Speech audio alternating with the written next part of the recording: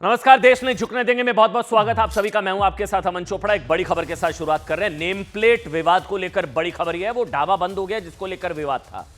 ये जो नाम बदलकर वहां पर गोपाल जो है वो तजम्मुल उसका असली नाम था, जो पूरा विवाद था वो विवादित पंडित जी वैष्णो ढाबा बंद हो गया है, ताला लग गया है। 28 जून को ढाबे पर भीड़ ने चेकिंग की थी। मुस्लिम कर्मचारी मिलने पर इस पूरे को लेकर हंगामा हुआ, विवाद हुआ। दावा किया गया कि वो तो गोपाल है। फिर पता लगा क्यूआर कोड स्कैन किया और अब उसने भी कबूल कर लिया कि मेरा असली नाम तजम्मुल है। बवाल हुआ, विवाद हुआ, ढाबा बंद हो गया। हंगामे के बाद ढाबे पर ग्राहकों का आना बंद हुआ और अब ढाबा पर ताला लग गया है, ये खबर मिल रही है। और इस खबर को लेकर जबरदस्त बवाल और विवाद आज भी पूरे दिन रहा। मेरा नाम गोपाल, मैं हिंदू झूठ नहीं बोल रहा। असली नाम है मेरा तजम्मुल जी। क्या है तमाशा है? किसको राइट है जाके होटल में? कौन है आप बोलने वाले? किसके आप जाते कैसे होटल में? आप ना मैंने उसको कोई स्पेशल कह रखा था कि भाई तू हिंदू को रख, और किसी को भी रख सकते हैं, मुसलमान को भी रख सकते हैं कर्मचारी, इसमें तो कोई दिक्कत वाली बात नहीं है। कट्टरपंथी विचारधारा में और इन असामाजिक तत्वों में क्या फर्क रहेगा? ये चाहते हैं कि सांप्रदायिक सद्भाव बिगड़े। समाजवादी पार्टी के नेताओं का मानसिक संतुलन पूर्ण तरीके से बिगड़ चुका है। भारतीय जनता पार्टी और आतंकवादियों में कोई अंतर नहीं है। सॉफ्ट टारगेट है समाज। साहब, हमने इसको ना ढाबा घोटाला नाम दिया है। कावड़ियों के खिलाफ ये सबसे बड़ा ढाबा घोटाला। ये बताने से पहले साहब ओवैसी भी गच्चा खा गए। गोपाल गोपाल गोपाल बता रहे थे, वो तजम्मुल निकला। ओवैसी जिसको कह रहे कि गोपाल के साथ गलत हुआ, गोपाल ये गोपाल वो बता रहा है कि मैं गोपाल नहीं हूं, मेरा असली नाम तजम्मुल है। इसलिए साहब कहते हैं, और कहा भी है, 17वीं सदी में आयरलैंड के मशहूर लेखक हैं जोनाथन स्विफ्ट ने ये कहा था ना कि जब तक सच जूते पहनता है, झूठ दुनिया का चक्कर लगा चुका होता है। सच जब तक जूते पहनता है, झूठ दुनिया का चक्कर लगा चुका होता है। फेक न्यूज फैला दी गई। यही कहावत यूपी के मुजफ्फरनगर की उस घटना का सच है, जिसमें क्या कहा गया था कि नाम चेक करने के लिए हिंदूवादियों ने एक हिंदू गोपाल को परेशान किया, टॉर्चर किया, पेंट उतारी, पहचान पूछी, ये सारे आतंकी हैं, ये हैं, वो हैं। असद ओवैसी की एंट्री हो गई। असद ओवैसी ने भी कहा कि गोपाल के साथ गलत हुआ, गोपाल ये गोपाल वो गोपाल ही नहीं है। वो कह रहे मैं गोपाल नहीं हूं, मेरा असली नाम तजम्मुल है, मैंने झूठ बोला था। ये तो अलग घोटाला, स्कैम चल रहा था। फेक न्यूज फैलाई गई थी कि नेम प्लेट विवाद को लेकर मुजफ्फरनगर में पंडित जी वैष्णो ढाबे पर ढाबा संचालक के कपड़े उतरवाए गए, वो गोपाल निकला, उसका असली नाम तजम्मुल। इस फेक न्यूज का सच आज सामने आ गया। सारे नेता, बड़े नेता गच्चा खा गए। आज सोच रहे होंगे क्या हम कहां खड़े होंगे, किसके साथ खड़े होंगे। वो तो पहचान छिपा रहा था साहब। सारे नेता जिसे गोपाल बता रहे थे, असल में उसने खुद बताया मेरा असली नाम मोहम्मद तजम्मुल है। गोपाल के नाम पर तजम्मुल मियां काम पर धर्म छिपाकर गोलमाल चल रहा था। मैं बार बार कह रहा हूं, ये लाखों कावड़ियों की श्रद्धा के साथ ये ढाबा घोटाला भी आप कह सकते हैं। ये शुचिता का मामला है, ये हिंदू मुसलमान का मुद्दा है ही नहीं, ये शुचिता का है, अधिकार का मामला है साहब। आज ये सच सामने आने के बाद उन तमाम लोग अब शायद अंडरग्राउंड हो गए हैं जो कह रहे थे ना कि हिंदूवादियों ने पंडित जी वैष्णो ढाबा वाले के साथ ज्यादती की। मैं कह रहा हूं गलत किया। मैं भी कह रहा हूं कि ये आधार मांगने का, अगर टॉर्चर किया गया, अगर ये अधिकार किसी के पास नहीं है, कोई इस तरह से कुछ नहीं कर सकता, वो गलत मैं बोलता हूं। लेकिन ये जो नाम बदलकर जो चल रहा था ये घोटाला, वो गलत, वो कोई बोलेगा? मतलब आप सोचिए, ऐसे लोगों का मुंह इस सवाल पर बंद हो जाता है कि तजम्मुल गोपाल बनकर कावड़ियों को, श्रद्धालुओं को धोखा, पहचान छिपाकर क्यों दे रहा था? क्या जरूरत है? आप बताइए मैं तजम्मुल हूं, सच बताइए। आपको खाना खाएंगे कावड़िए, नहीं खाना नहीं खाएंगे। आप असली नाम बताए ना। सवाल उठने लगे। देखिए, जावेद हमारे रिपोर्टर हैं, वो वहां गए, उनसे बात की। सवाल उठने लगे कि कावड़ रूट पर कितने अभी तो ये एक पकड़े गए, सोचिए कितने होंगे।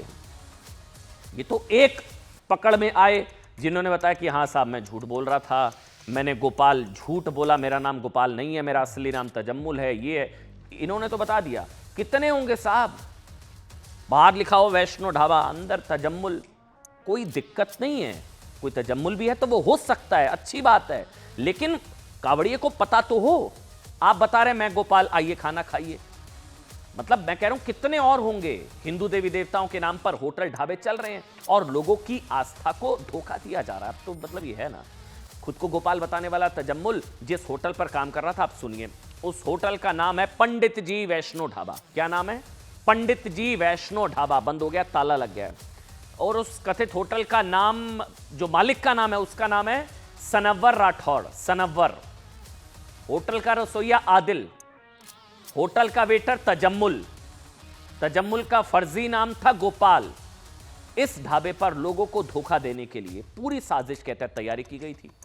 मैं बार बार कह रहा हूं, नाम पंडित जी वैष्णो ढाबा रखा गया था जिससे लोग धोखा खा जाएं। इसके बाद तजम्मुल उनसे गोपाल बनकर ऑर्डर लेने आता था और वहीं भोजन भी परोसता था, वही आदमी। इसलिए लोगों को धोखा देने के लिए उसका नाम, धर्म और हुलिया फर्जी ढंग से बदल भी दिया गया था। पूरी प्लानिंग थी ये, तो आप खुलकर आए साहब। आप जानते हैं पंडित जी वैष्णो ढाबा के कथित मालिक सनव्वर राठौड़ ने तजम्मुल से क्या कहा था? ये हमें किसी ने नहीं, खुद तजम्मुल ने बताया। गोपाल नहीं, तजम्मुल उसका नाम, उसने खुद बताया कि मालिक कहता था कि ग्राहकों को अपना नाम गोपाल बता तू। तजम्मुल देखने में भी हिंदू लगे, इसके लिए उसके मालिक ने उसे क्लीन शेव रहने के लिए कहा था कि धोखा तो प्रॉपरली देना साहब। तजम्मुल को एक हाथ में कड़ा भी, जैसे हम लोग कड़ा पहनते हैं, उसको बोला तू कड़ा भी पहन।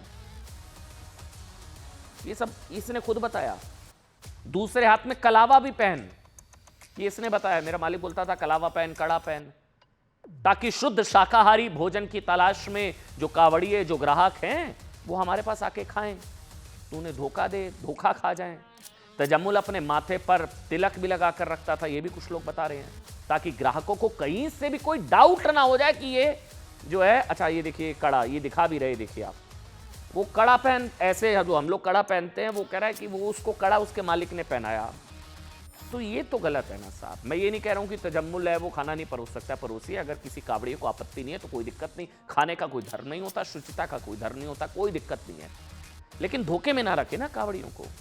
यहां रखा गया, बवाल हो रहा था, गलत हो रहा है, चेकिंग गलत हो रही है, ये हो रहा है, वो हो रहा है। मैं अभी भी कह रहा हूं, चेकिंग करने का तरीका गलत। किसी को अधिकार नहीं है ये मॉरल पुलिसिंग करने का। आप पुलिस में जाएं, मामला वहां देखेगी, पुलिस देखेगी। आप कौन होते हैं? ये यशवीर महाराज और ये स्वामी जी कौन होते हैं जाके ऐसे चेकिंग करने वाले? लेकिन जो वो चेकिंग कर रहे थे वो तरीका गलत, लेकिन जो वो कह रहे थे वो तो सही निकला। ये तो धोखा चल रहा था। गोपाल के साथ साथ पंडित जी वैष्णो ढाबे का सच उस वक्त सामने आ गया जब 28 जून को, दोबारा से सुनिए, हिंदू धर्मगुरु स्वामी यशवीर महाराज के कुछ समर्थक ढाबे पर पहुंच गए चेकिंग करने। दिखाइए साहब, आधार दिखाइए, अपनी असली पहचान, हमें पता लगा है कि आप नाम बदल रहे हैं। चेकिंग के बाद तजम्मुल ने बता दिया कि उसका नाम तो गोपाल है। धार्मिक पहचान जानने के लिए उसकी पेंट उतारने की कोशिश हुई, ऐसा आरोप लगा, गलत। इसके बाद तजम्मुल की इस फेक न्यूज को ओवैसी जी ने भी आगे बढ़ा दिया। गोपाल गोपाल गोपाल गोपाल, वो भी कच्चा खा गए, वो भी धोखा खा गए, उन्हें भी पता ये चल रहा है। अब तजम्मुल ने खुद माना है कि गोपाल उसका फर्जी नाम है। ऐसा करिए, वो बयान सुना दीजिए, सुनाइए, सुनिए एक बार। मेरा नाम गोपाल। गोपाल क्या काम करते हो तुम? यही काम करूंगा, होटल पर रहूँ। होटल का काम। अब नू देख रहे मुसलमान हो, क्या हो या तू? मैं हिंदू झूठ। क्या नाम है आपका? तजम्मुल। तजामुल। उस वक्त गोपाल क्यों बताया था आपने? जो मेरे पर दबिश गिरे किसी ने, होटल वालों ने। किसने दबाव दिया था आपके ऊपर? होटल वाले ने। होटल वाले कौन, नाम बताइए। सनवर। सनवर ने क्या कहा था? सनवर ने और अपना नाम गोपाल बताइए जी। गोपाल बताइए ना अपना नाम। क्यों, ऐसा क्यों कहा उन्होंने? ऐसा क्यों कहा सनवर ने? दबिश गिरी मेरे ऊपर, दबिश गिरी, दबाव था आपके ऊपर? दबाव गिरा। अच्छा। कंगल पिनागा हाथ में। हाँ। तग्गा मंदिर से। अच्छा। बंदवारा में तिलक लगा, फिर मेरा मैं तिलक दिन में लगा था। मुजफ्फरनगर में यात्रा शुरू होती है, वहां पर संघ परिवार के लोग चले गए एक दुकान पर, जाकर कहा कि तुम्हारे पास नाम क्या है? उसने कहा नाम से क्या मतलब? उसका आधार कार्ड पूछे, आधार कार्ड नहीं था। उससे कहा कि तुम्हारी दुकान का नाम ये क्यों है? उसने कहा मेरी मर्जी है। तो उससे कहा तुम्हारा पैंट खोल के दिखाओ हमको। नहीं ये हुआ है, मजाक की बात नहीं है। फिर बाद में उस शख्स ने कहा कि मैं पैंट नहीं खोलूंगा तो उसको गाली गलौज की गई। बाद में मालूम हुआ कि जिसको गुस्सा कर रहे थे, गाली दे रहे थे, उसका नाम गोपाल है। उसका नाम गोपाल है। एक बार दोबारा से सुनाइए, एक बार ये दोबारा से सुनिए यार, क्योंकि ये 4 दिन में ये जो हैं, ये जिनका नाम था नाम बदल गया 4 दिन के अंदर अंदर। एक बार दोबारा से वो बयान फिर से सुनाइए। 28 जून को क्या बोले, फिर 2 जुलाई को क्या बोले। 28 जून को जो गोपाल था वो 4 दिन के अंदर अंदर तजम्मुल बन गया और ओवैसी जी भी कच्चा खा गए। कह रहे कि गोपाल है। एक बार दोबारा से सुनाइए जो बयान अभी सुना है, सुनाइए। मेरा नाम गोपाल। गोपाल क्या काम करते हो तुम? यही काम करूंगा, होटल पर रहूँ। होटल का काम। अब नू देख रहे मुसलमान हो क्या हो या तू, मैं हिंदू झूठ। क्या नाम है आपका? तजम्मुल। तजामुल। उस वक्त गोपाल क्यों बताया था आपने? जी मेरे को दबिश गिर रखी थी मेरे होटल वालों ने। किसने दबाव दिया था आपके ऊपर? होटल वालों ने। होटल वाले कौन, नाम बताइए। सनोवर। सनोवर ने क्या कहा था? सनोवर ने और अपना नाम गोपाल बताइए जी। गोपाल बताइए ना अपना नाम। क्यों ऐसा क्यों कहा उन्होंने? ऐसा क्यों कहा सनोवर ने? दबिश गिरी मेरे ऊपर, दबिश गिरी, दबाव था आपके ऊपर? दबाव गिरा। अच्छा। कंगल पिनागा हाथ में। हाँ। तग्गा मंदिर थे। अच्छा। तग्गा नहीं बंदवारा में तिलक लगा फिर मेरा। मैं तिलक दिन में लगा था। मुजफ्फरनगर में यात्रा शुरू होती है, वहां पर संघ परिवार के लोग चले गए एक दुकान पर, जाकर कहा कि तुम्हारे पास नाम क्या है। उसने कहा नाम से क्या मतलब। उसका आधार कार्ड पूछे, आधार कार्ड नहीं था। उससे कहा कि तुम्हारी दुकान का नाम ये क्यों है। उसने कहा मेरी मर्जी है। तो उससे कहा तुम्हारा पैंट खोल के दिखाओ हमको। नहीं ये हुआ है, मजाक की बात नहीं है। फिर बाद में उस शख्स ने कहा कि मैं पैंट नहीं खोलूंगा तो उसको गाली गलौज की गई।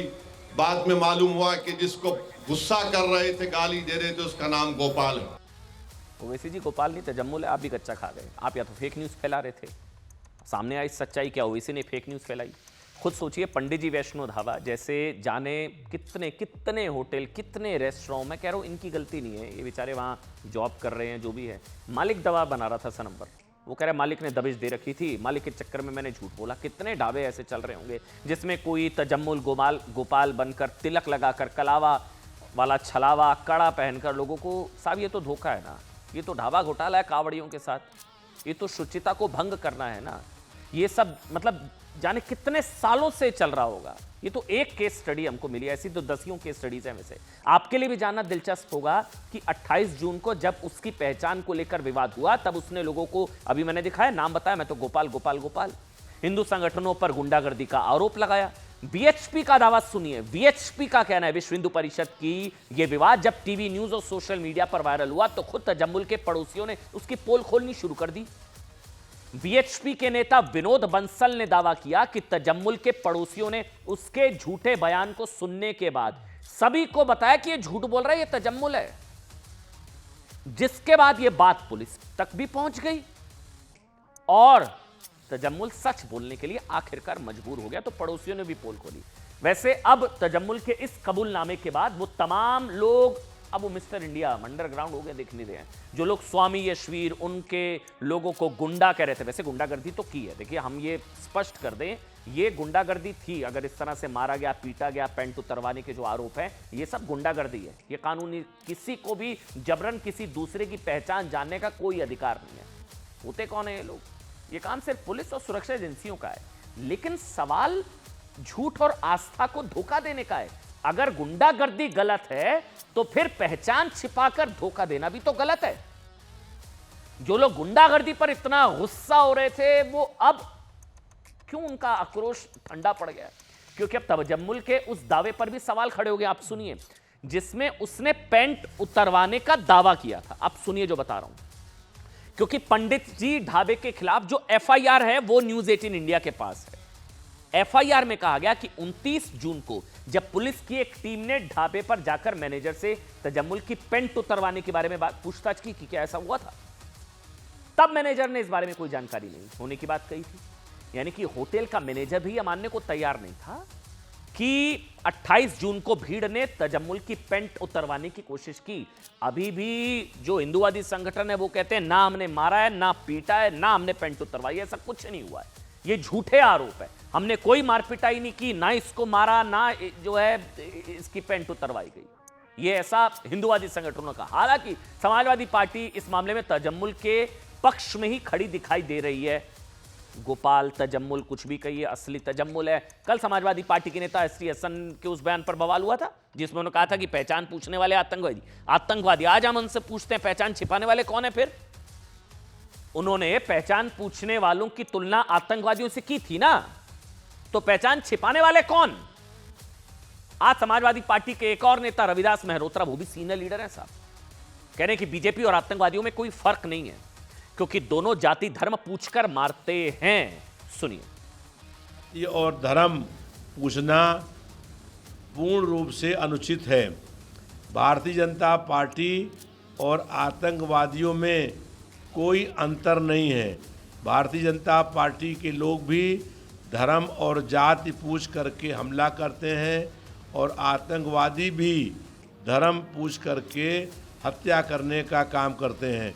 तो भारतीय जनता पार्टी और आतंकवाद में कोई अंतर नहीं है। समाजवादी पार्टी के नेताओं का मानसिक संतुलन पूर्ण तरीके से बिगड़ चुका है और चुनाव हारने की और बिहार में चुनाव में जो नतीजे आने वाले हैं उसकी फ्रस्ट्रेशन में अब समाजवादी पार्टी किस प्रकार के बयान दे रही। पहले कांवड़ यात्रा में शामिल होने वाले लोगों को गालियां देना, उनको नफरती कहना, उनकी तुलना पहलगाम के आतंकियों से करना, जनता के द्वारा चुने गए नुमाइंदे जो राष्ट्रवादी है वो उनके लिए आतंकवादी है, जो सनातन को सम्मान देते हैं वो उनके लिए आतंकवादी है, जो देश को प्रथम रखते हैं वो उनके लिए आतंकवादी।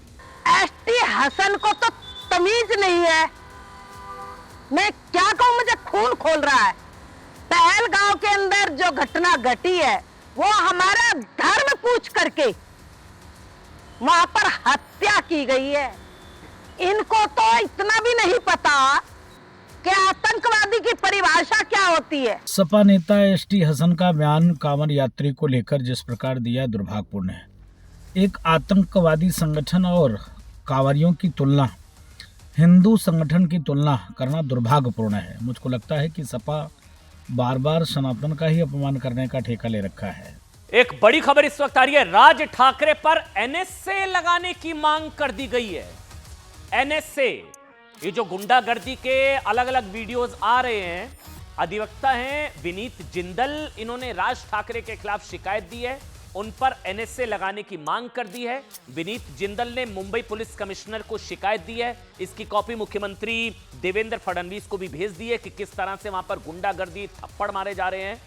विनीत जिंदल ने लिखा है कि राज ठाकरे और उनके समर्थक महाराष्ट्र में भाषाई आतंकवाद फैला रहे हैं, हिंदी भाषी व्यापारियों पर हमले कर रहे हैं, थप्पड़ मार रहे हैं, गुंडागर्दी कर रहे हैं। राज ठाकरे पर एनएसए लगना चाहिए। इससे प्रदेश और देश की आंतरिक सुरक्षा, सामाजिक सद्भाव और कानून व्यवस्था के लिए खतरा पैदा हो रहा है। उन्होंने राज ठाकरे पर बड़ी खबर है, एनएसए लगाने के साथ ही बीएनएस की अलग अलग धाराओं 194, 95, 351 अलग अलग धाराओं में कार्रवाई की मांग की है। इस बीच आपको बता दें, दुकानदार की पिटाई का वीडियो जो वायरल हुआ उसमें एक और नया वीडियो भी सामने आ गया है। मुंबई में जो बताया जा रहा है कि एक और मनसे कार्यकर्ताओं ने जो पिटाई की थी, उनकी गुंडागर्दी का एक नया वीडियो भी अब सामने आ गया है। मराठी ना बोलने पर पीटा गया था और अब उसको लेकर एक नया वीडियो भी सामने आ गया है। लेकिन इस पूरी खबर को लेकर क्या पॉलिटिक्स हो रही है, कौन क्या कह रहा है, बात अब इसकी करते हैं। मराठी कंपल्सरी हो गया है। तुम क्या बोले, क्यों मराठी बोलेगा? अरे मार खाएगा। क्या बोलते हो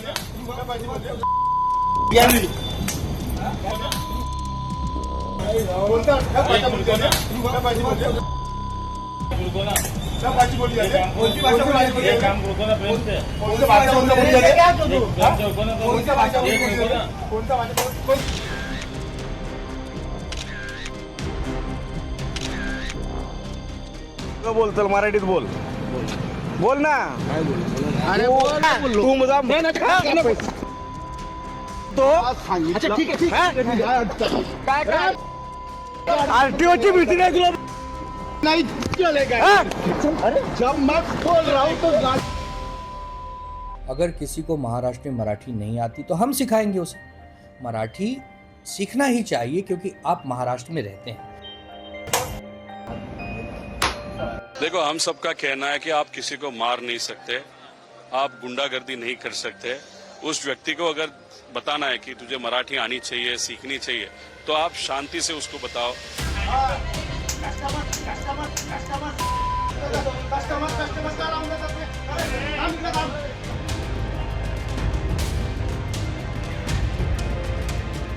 भाषा कभी भी विकृति का रूप नहीं लेनी चाहिए और किसी को अगर कोई भाषा नहीं आती उसके कारण उसको मारना पीटना ये हमारी संस्कृति बिल्कुल नहीं है।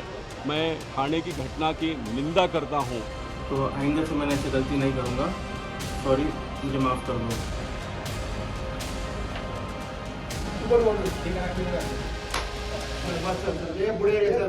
मराठी महाराष्ट्र की भाषा है, उससे कोई उससे जो है उसका अपोज नहीं कर सकता, उसका हम सम्मान ही करते हैं। परंतु जो मराठी नहीं पता उसको मारा नहीं जा सकता है। आप इस तरह से किसी को मार नहीं सकते हैं। बट क्यों जबरदस्ती मराठी बोलने का? पर क्यों है यहाँ पे? कौन बोला इसे? मुझसे कुछ गलती हो गई तो मुझे माफ करो बस। साथ ही आपको बता दें, जो नया वीडियो जिसका मैं जिक्र कर रहा था, केदार नाम के शख्स हैं। अच्छा, ये वो तस्वीरें भी हैं, इनको दिखाइए एक बार, इसमें ऑडियो भी है, क्योंकि ये जो केदार नाम के शख्स हैं, इन्होंने राज ठाकरे पर कोई विवादित पोस्ट किया था और अब एमएनएस के कार्यकर्ता उनके घर के बाहर पहुंच गए। दिखाइए एक बार, सुनाइए।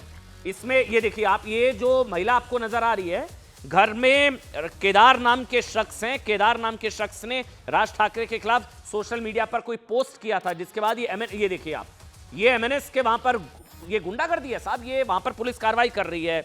केदार को शायद अरेस्ट भी किया गया है पूरे मामले को लेकर। कोई पोस्ट किया था उन्होंने राज ठाकरे पर, उनको हिरासत में लिया गया है। केदार नाम के शख्स को हिरासत में लिया गया, लेकिन ये वहां पर गुंडागर्दी करने के लिए, ये देखिए आप, घर पर एक महिला है, उनके संभवतः पति होंगे केदार, उनको हिरासत में लिया गया है। लेकिन पोस्ट से भड़के ये लोग वहां पर घर पर जाकर दरवाजे पर, वहां ये देखिए आप क्या कर रहे हैं वो लोग। मैं कह रहा हूं साहब, महाराष्ट्र में मराठी के नाम पर जिस तरह लगातार हिंदी भाषियों की पिटाई हो रही है ना, जिस तरह पीटा जा रहा है, थप्पड़ मारे जा रहे हैं, सरेआम अपमान हो रहा है, मैं पूछ रहा हूं वो मुख्यमंत्री देवेंद्र फडणवीस को नहीं दिख रहा है क्या? नहीं दिख रहा है क्या? लॉ एंड ऑर्डर कहां है साहब? ये गुंडा राज है। ये देखिए, ये दुकानदार इनको थप्पड़ मारे वहां। ये देखिए आप, इनके चेहरे भी हैं, ये जो ऑरेंज, ये जो पिंक टी शर्ट में है, सबके चेहरे हैं, सब आप पहचान सकते हैं, इनके नाम भी मैं आपको बताऊंगा। मतलब ऐसा क्यों हो रहा है साहब कि देवेंद्र फडणवीस की सरकार अपने राज्य में सड़क छाप, ये गुंडे हैं, ये गुंडों के आगे सरेंडर कर दिया है क्या? मतलब उन पार्टियों के आगे जिसमें से एक, यानी कि एमएनएस के पास एक सांसद नहीं है। कोई ने पूछ रहा है इनको, महाराष्ट्र में एक एमपी नहीं है इनका, एक एमपी नहीं है एमएनएस का। गुंडागर्दी देखिए, 288 सीटों वाली विधानसभा में एमएनएस का एक विधायक है, एक। ये हाल कर दी वहां की जनता ने। नफरती पार्टी, नफरती लोग, मतलब एक गुंडागर्दी है। खुद राज ठाकरे के बेटे जो है अपना पहला चुनाव हार गए थे, हार चुके हैं। जन समर्थन ना के बराबर है, मैं बार बार कह रहा हूं। खैर, उससे फर्क नहीं पड़ता, ये तो गुंडागर्दी है ना। इसके बावजूद एमएनएस के गुंडे हिंदी भाषियों को वहां पर मार रहे हैं, पीट रहे हैं, अपमानित कर रहे हैं। ये गुंडागर्दी है। वो दूसरी तस्वीर भी मैं आपको बताऊंगा किसकी है। पीट रहे हैं, थप्पड़ मार रहे हैं। वो पहली तस्वीर तो मैंने आपको दिखाई। गुंडागर्दी की रेस में राज ठाकरे के चचेरे भाई उद्धव ठाकरे की पार्टी के लोग भी लगे हुए हैं साहब। वो बताया जा रहा है कि वहां की ये जो दूसरी तस्वीर है, उद्धव ये जो थप्पड़ मारा दूसरी तस्वीर, उसमें ये जो पहली तस्वीर आप ये देख रहे हैं महाराष्ट्र का गुंडा राज, दूसरी तस्वीर आप सुनेंगे हैरान हो जाएंगे। यहां तो इनको वहां से उठा के ऑफिस लाया गया, माफी मंगवाई गई, थप्पड़ मारा गया। ट्रेडर्स हैं ये ट्रेडर्स हैं, व्यापारी वर्ग हैं। मराठी बोलो। उद्धव ठाकरे की पार्टी के पूर्व सांसद हैं ये राजन विचारे। ये जो आपको नजर आ रहे हैं दूसरी तस्वीर, राजन विचारे का, वो पीछे की तरफ कुर्सी पे बैठे हुए हैं, वो देखिए वो पीछे की तरफ। उनका भी ये वीडियो वायरल है जिसमें उनके ऑफिस में कुछ गुंडे लोगों को पीटते हुए नजर आ रहे हैं और पूर्व सांसद अपनी सोने जैसी कुर्सी, ये सोने वाली कुर्सी में पीछे आराम, वो वाली तस्वीर दिखाइए ना, सोने वाली कुर्सी पर गुंडागर्दी का तमाशा देख रहे हैं। मारपीट का वीडियो सामने आने के बाद पता चला कि एक मराठी व्यक्ति की पिटाई हुई है। इसके बाद लोग भड़क गए थे। ऐसे में यूबीटी सांसद ने मारपीट करने वाले व्यक्ति से कान पकड़कर, ये देखिए पीछे की तरफ दूसरी तस्वीर में देखिएगा जो व्हाइट टी शर्ट में शख्स है, माफी मंगवाई, थप्पड़ मारे। ये मामला ठाणे में एक दुकानदार और ग्राहक के बीच विवाद से जुड़ा है। विवाद के बाद दुकानदार और उसके दो तीन साथियों ने मिलकर ग्राहक को पीट दिया था। ग्राहक मराठी था, वो कह रहा मराठी बोलो, महाराष्ट्र में मराठी चलेगी, ये लोग तय करेंगे। हमारे देश के संविधान ने हमको अधिकार दिया है, किसी भी राज्य में आप जाइए, आप वहां रह सकते हैं, और भाषाई कोई इस तरह की मैंडेटरी नहीं है, कोई नहीं, आप कोई भी भाषा बोले, स्वतंत्रता है। वो फिर वहां पर मराठी था वो, और वो कह रहा था मराठी बोलो, तो उसको पीट दिया। वहां पर मारपीट करने वाले हिंदी थे। इसके बाद उद्धव गुट के पूर्व सांसद ने खुद अपनी अदालत लगाई, मामला थप्पड़ मार मार कर निपटवाया गया। ये सब नहीं दिख रहा वहां की सरकार को। ये एक मामले हो मैं बताऊं, इससे 10-10 तस्वीरें हैं। महाराष्ट्र में मराठी के नाम पर बड़ी सड़क छाप गुंडागर्दी। इन घटनाओं के बाद सोशल मीडिया पर लोग तंज में लिख रहे हैं साहब कि अगर राज्य में बीजेपी की सरकार होती तो इन गुंडों को इतनी हिम्मत नहीं होती। है तो बीजेपी की ये तंज इसलिए क्योंकि महाराष्ट्र में विपक्षी सरकार थी ना, तो बीजेपी ऐसी घटनाओं को देश तोड़ने वाला बताती थी। लेकिन आज खुद मराठी के नाम पर गुंडागर्दी को लेकर मौन व्रत पर है साहब। इसलिए लोग महाराष्ट्र में इस गुंडा राज ठाकरे के गुंडे हैं ना, गुंडा राज के खिलाफ छिप छिपाकर सोशल मीडिया पर लिख रहे हैं। ये तो गुंडा राज है साहब। व्यापारी दुकानें बंद करके, वो देखे दूसरी तस्वीर, वो देखे दूसरी तरफ, दुकानें बंद, शटर डाउन, ताले लगे पड़े हैं। डर खौफ, कोई लॉ एंड ऑर्डर है वहां पर नहीं है महाराष्ट्र में। देवा भाऊ को दिख रहा है नहीं दिख रहा है बुलडोजर, ये गुंडा राज पर तो बुलडोजर चले ना, गुंडा राज पर तो बुलडोजर चलना चाहिए। दुकानें बंद है बेचारे, सामने से विरोध करने की हिम्मत किसी में है नहीं, क्योंकि देवेंद्र फडणवीस की सरकार इन गुंडों को गिरफ्तार कर पाने में या उस तरह से सख्ती दिखाने में कामयाब नहीं है। बाजार बंद पड़े हैं वहां पर। बीजेपी के बड़े बड़े नेता भी इस गुंडागर्दी पर मौन है। सिर्फ बीजेपी नहीं, आप सुनिए, अभी तो बिहार में चुनाव है ना, ये उत्तर भारतीयों को वहां पीटा जा रहा है, बिहार में चुनाव है, होने वाले हैं। है किसी की मजाल कि बिहार का कोई नेता महाराष्ट्र में भाषा के नाम पर हो रही इस गुंडागर्दी के खिलाफ बोल जाए? इंडिया अलायंस, बिहार में चुनाव, बिहार में वोट मांगे जाएंगे, बिहार के लोगों, बिहारियों हमको वोट दो। लेकिन ये इंडिया अलायंस के लोग, ये जो गुंडागर्दी एमएनएस और उद्धव गुट के नेता कर रहे हैं, वो तो इंडिया अलायंस का पार्ट है ना उद्धव गुट। है किसी की हिम्मत की गलत हो रहा है? बिहार के नेता मराठी के नाम पर हिंदी भाषियों की पिटाई पर धृतराष्ट्र बने हुए हैं। बीजेपी भी, देश भर में मोहब्बत की दुकान खोलने का दावा करने वाले भी एमएनएस की इस गुंडागर्दी पर मौन व्रत पर हैं। सवाल है कि महाराष्ट्र में मराठी के नाम पर इस गुंडागर्दी का रिपीट टेलीकास्ट क्यों हो रहा है बार बार, और क्यों व्यापारियों से लेकर बैंक कर्मचारियों, टैक्सी ड्राइवर से लेकर आम लोगों को मराठी के नाम पर मारा जा रहा है, पीटा जा रहा है, गुंडागर्दी की जा रही है, थप्पड़ मारे जा रहे हैं। राज के थप्पड़बाज क्या होगा, इलाज कब होगा इलाज? क्यों गुंडों के खिलाफ तुरंत बुलडोजर एक्शन लेने वाले देवा भाऊ अभी तक मीरा भाईंदर इलाके में एक दुकानदार को पीटने वाले एमएनएस और उद्धव सेना के गुंडों को गिरफ्तार नहीं कर पाई है, जबकि इस घटना का वीडियो सोशल मीडिया पर वायरल है। इलाके में लोग वीडियो में दिखाई भी दे रहे हैं, सबके चेहरे हैं, सबके आरोपियों को भी वो मतलब आप पहचान सकते हैं, जान सकते हैं, लेकिन अभी तक किसी गुंडे की गिरफ्तारी नहीं हुई। ऐसा क्यों है? ये बताने से पहले आपको वो एक बार वीडियो हम दिखा देते हैं जिसमें मराठी के नाम पर दुकानदार की पिटाई भी है और सभी गुंडों के ना चेहरे भी हैं। दिखाइए। मेरा नाम षणमुख पुजारी है। मैंने कल थोड़ा अपने दुकान पे थोड़ा सा लड़ाई हो गया इनके साथ में, तो मैंने इनको थोड़ा सा मारा। तो आइंदा से मैंने ऐसे गलती नहीं करूंगा, सॉरी, मुझे माफ कर दो।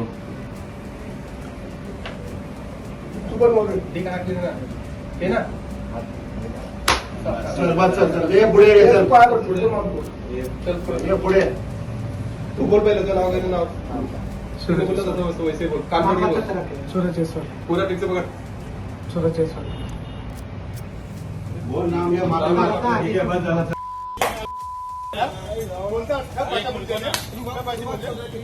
मराठी कंपल्सरी हो गया। तुम क्या बोले, क्यों मराठी बोल देगा? अरे क्यों मराठी बोलने का मतलब ऑफिस में आए थे, संदीप राणे कंपल्सरी हुआ। राज्य में काम कर रहे हो महाराष्ट्र में ना, इतना बोलो महाराष्ट्र में कौन सी भाषा बोली जाती है? क्या भाषा? कौन सी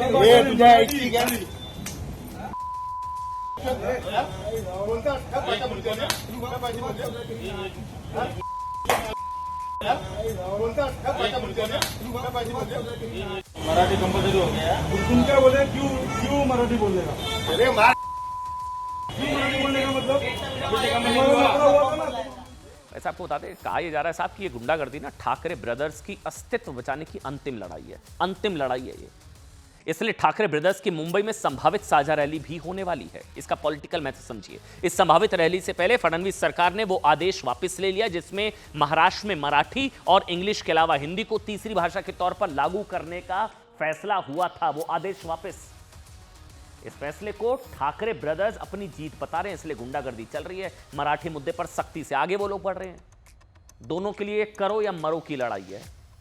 क्योंकि अब मैं आपको कुछ आंकड़े बताता हूं। ये जो आप हिंसा नफरत देख रहे हैं ना भाषा के आधार पर, 2024 के महाराष्ट्र चुनावों में उद्धव गुट को जहां से 10% वोट और 20 सीटें मिली, एमएनएस को 1.5% वोट और एक भी सीट नहीं मिली। अब मुंबई में बीएमसी चुनाव होने वाले हैं। यहां अगर बीजेपी शिंदे गुट जीते तो ठाकरे ब्रदर्स का चुनावी खेल करीब करीब खत्म हो जाएगा। साहब ये सवाल है, क्या इसलिए महाराष्ट्र में इस तरह की नफरती जहरीली राजनीति, भाषा के आधार पर इस तरह की जहरीली गुंडागर्दी चल रही है? महाराष्ट्र में मराठी के नाम पर मारपीट का घिसा पिटा कार्ड निकाला गया, और क्या इसलिए हिंदी विरोध के नाम पर लोगों को पीटा जा रहा है? लेकिन मराठी अस्मिता के नाम पर गुंडागर्दी की इस राजनीति का एक दोहरा चरित्र मैं आपको दिखाता हूं। क्या आप जानते हैं मराठी के नाम पर गुंडागर्दी करने वाली उद्धव सेना का मुखपत्र सामना हिंदी में भी छपता है? क्या आप जानते हैं कि संजय राउत समेत उद्धव गुट के कई नेता हिंदी में पोस्ट को लाइक और शेयर रीट्वीट करते हैं? ऐसा कोई हिंदी से नेताओं को बैर नहीं होता, ये सिर्फ आगे कर दिया जाता है। क्या ठाकरे ब्रदर्स नहीं जानते कि उद्धव गुट के तमाम नेता न्यूज चैनल्स पर हिंदी पर बात करते हैं? साहब इस चीज को समझिए कि देश को जाति और भाषा के आधार पर तोड़ने वाले लोगों को सोचना होगा कि पहलगाम के आतंकवादियों ने हिंदुओं से ना उनकी भाषा नहीं धर्म पूछा था। सुनिए।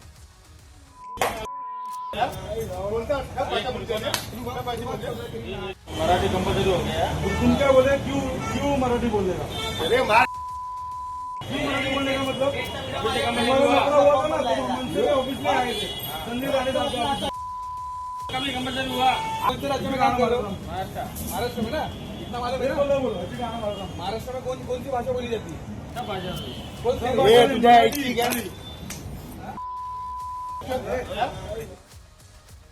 देखिए बार बार कह रहा हूं कि देश को जाति और भाषा में तोड़ने वाले लोगों को सोचना होगा कि पहलगाम के आतंकवादियों ने हिंदुओं से उनकी भाषा नहीं धर्म पूछा था।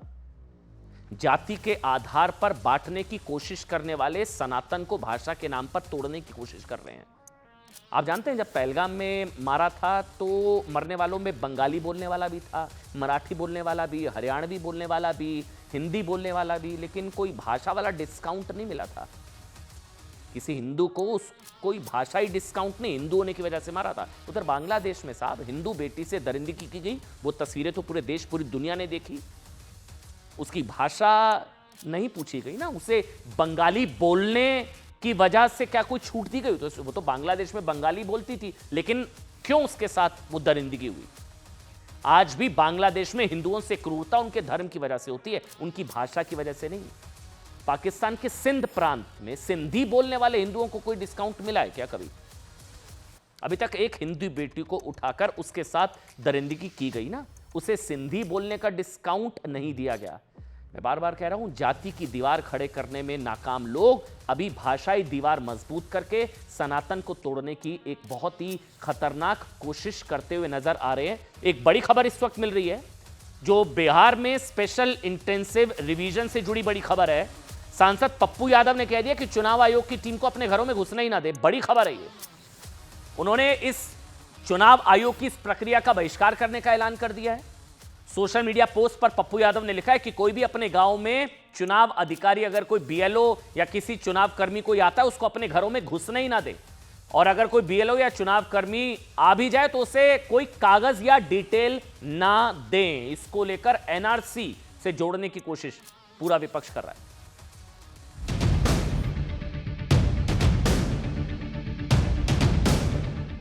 India is the mother of democracy. हमारे लिए लोकतंत्र एक सिस्टम नहीं बल्कि संस्कार है। India has over 2,500 political parties. चुनाव आयोग धृतराष्ट्र बना हुआ है। चुनाव आयोग के अधिकारी याद रखें, इतिहास कभी उन्हें माफ नहीं करेगा। ये बताता है कि वे अभी से हार मान चुके हैं, हार के कारण ढूंढने में लगे हैं। ये बहुत ही काला अध्याय है और बेईमानी अभी से करने के लिए सोच लिया है। यही नहीं रुकेगी, सैलाब सड़कों पर भी होगा, क्योंकि सबसे महत्वपूर्ण राइट है।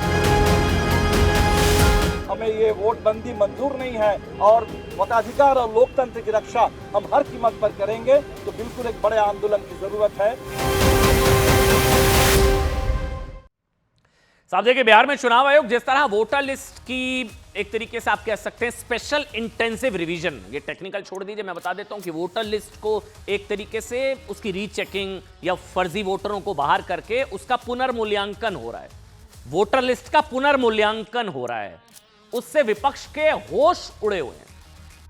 क्यों, क्या, कैसे, ये सब बताने से पहले आज की आपको दो बड़ी तस्वीरें हम दिखा देते हैं। पहली तस्वीर है साहब दिल्ली से करीब 8000 किलोमीटर दूर घाना की संसद की। जो लोग लोकतंत्र पर सवाल उठा रहे हैं उनको शायद पीएम मोदी ने घाना से जवाब दिया। आज दुनिया के सबसे बड़े लोकतंत्र की गूंज वहां पर सुनाई दी। मोदी ने घाना में कहा कि भारत में लोकतंत्र संस्था नहीं संस्कार है। लेकिन इसके उलट दिल्ली में कांग्रेस समेत कई पार्टियों ने लोकतंत्र के स्तंभ चुनाव आयोग की निष्पक्षता पर ही सवाल खड़े कर दिए। यहां लोकतंत्र पर सवाल खड़े किए जा रहे हैं, वहां प्रधानमंत्री नरेंद्र मोदी घाना से शायद संभवतः जवाब दे रहे हैं कि हमारे यहां लोकतंत्र संस्कार है, क्योंकि चुनाव आयोग वोटर लिस्ट से फर्जी वोटरों को निकालने की कोशिश कर रहा है तो विपक्ष परेशान है। कोशिश इसलिए ताकि हमारा लोकतंत्र और मजबूत और पारदर्शी बन सके। मोदी ने क्या मैसेज दिया है लोकतंत्र पर सवाल उठाने वालों को, घाना से सुनिए। It is a privilege to be in Ghana, a land that radiates the spirit of democracy, dignity and resilience. As the representative of the world's largest democracy, I bring with me the goodwill and greetings of 1.4 billion Indians. लेकिन यहां विपक्ष चुनाव आयोग पर सवाल उठा रहा है। दरअसल विपक्ष ने अब चुनाव आयोग के खिलाफ मोर्चा जो खोल दिया है, इस पूरे मसले पर विपक्ष कुछ दिनों से चुनाव आयोग से मिलने का टाइम मांग रहा था। अब समझिएगा, जब आयोग से वक्त मिलने के बाद कल विपक्ष के नेता चुनाव आयोग के दफ्तर पहुंचे तो चुनाव आयोग ने एक राजनीतिक दल के सिर्फ 2 प्रतिनिधियों से मुलाकात की, जिसको लेकर विपक्ष इस बात को लेकर भी आग बबूला है। यही वजह है कि विपक्ष का कोई नेता आयोग को बिचौलिया बता रहा है कि चुनाव आयोग बिचौलिया हो गया है। बीजेपी के दफ्तर में जाकर जो है बीजेपी से हम डायरेक्ट बात कर लेंगे, चुनाव आयोग बिचौलिया हो गया है। कोई आयोग पर वोटबंदी की कोशिश का आरोप लगा रहा है, नोटबंदी के बाद वोटबंदी, तो कोई इसे लोकतंत्र का काला अध्याय बता रहा है। वहीं बीजेपी विपक्ष के आरोपों को चुनाव में हार का डर बता रही है कि सामने हार दिख रही है, इसलिए यह हाहाकार मचाया जा रहा है। हार के बहाने अब इसे तलाशे जा रहे हैं। बीजेपी कह रही है कि बिहार चुनाव में हार का बहाना खोजने के लिए विपक्ष चुनाव आयोग पर सवाल उठा रहा है। सुनिए। इतनी बड़ी बिल्डिंग में बैठने की जरूरत क्या? बीजेपी का इतना अच्छा मुख्यालय है, वहां एक फ्लोर ले ले जी, वहीं बैठ जाइए। हम क्यों बिचौलियों से मिलें? हम सीधा बीजेपी से बात करेंगे। माफ कीजिएगा, चुनाव आयोग किसी पार्टी का बिचौलिया नहीं हो सकता। सबको अपने दायरे में रहकर काम करना होगा, ये लोकतंत्र की परिभाषा है और सबका दायरा संविधान ने फिक्स कर रखा है, नियमित कर रखा है। चुनाव आयोग जैसे निष्पक्ष संस्था के कामों पर इस प्रकार से उंगली उठाना ये उचित नहीं है। संवैधानिक ढंग से चुनाव आयोग स्वतंत्र और निष्पक्ष होकर काम करती है और ये बताता है कि वे अभी से हार मान चुके हैं, हार के कारण ढूंढने में लगे हैं। साहब से आपको बता दें, ये जो पूरी प्रक्रिया है ये चुनाव आयोग की तरफ से एक एक्सरसाइज की जा रही है ताकि बोगस और फर्जी वोटरों को वोटर लिस्ट से बाहर कर दिया जाए। कुछ हैं जो फर्जी वोटर हैं, जिनके पास फर्जी आधार कार्ड हो सकते हैं, फर्जी वोटर कार्ड हो सकते हैं, जिनकी मृत्यु हो चुकी है, या ये सब फर्जी जो खेल चल रहा है, तो चुनाव आयोग एक एक्सरसाइज कर रहा है। ये क्या एक्सरसाइज है, ये सब मैं आपको बताऊं। उससे पहले ना कुछ आंकड़े मैं एक बार दे देता हूं कि ये जरूरी क्यों है। बिहार के कुछ जिले हैं जहां कुल आबादी से ज्यादा वहां आधार कार्ड बने हुए हैं। ये क्यों एक्सरसाइज जरूरी है चुनाव आयोग की? कुछ जिले ऐसे जहां आबादी से ज्यादा आधार कार्ड है। किशनगंज, जहां 100% आबादी से ज्यादा 105% लोग आधार कार्ड है। जैसे वहां 100 लोग रहते हैं तो 105 आधार कार्ड बने हुए हैं। मतलब पहले तो ये मानना यह संभव है कि सभी लोगों के पास 85-90% ऑन एन एवरेज होगा, लेकिन यहां 100 लोग रहते हैं तो 105 लोगों के पास आधार कार्ड। क्यों चुनाव आयोग की एक्सरसाइज जरूरी? अररिया, वहां पर 102.23 मतलब 100 लोग रहते हैं तो 102 लोगों के आधार कार्ड वहां पर बने हुए हैं। कटिहार, 100% आबादी से ज्यादा, वहां पर भी जो है जितने लोग रहते हैं उनसे ज्यादा आधार कार्ड। ये सारे वो जिले हैं। पूर्णिया, वहां पर भी जितने लोग हैं उससे ज्यादा आधार कार्ड, जितनी आबादी उससे ज्यादा आधार कार्ड। अब सवाल है कि अगर आबादी से अधिक आधार कार्ड बने हैं तो जाहिर है कुछ फर्जी तो होंगे। सबसे बड़ी बात यह है कि ये वही जिले हैं जिनमें सबसे ज्यादा रोहिंग्या और बांग्लादेशियों के होने के आरोप अब तक लगते रहे हैं। इसलिए चुनाव आयोग की एक्सरसाइज को बीजेपी जरूरी बता रही है।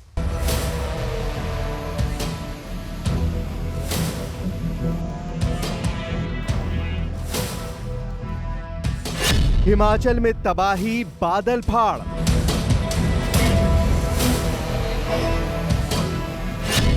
आसमान से बरसा कुदरत का कहर।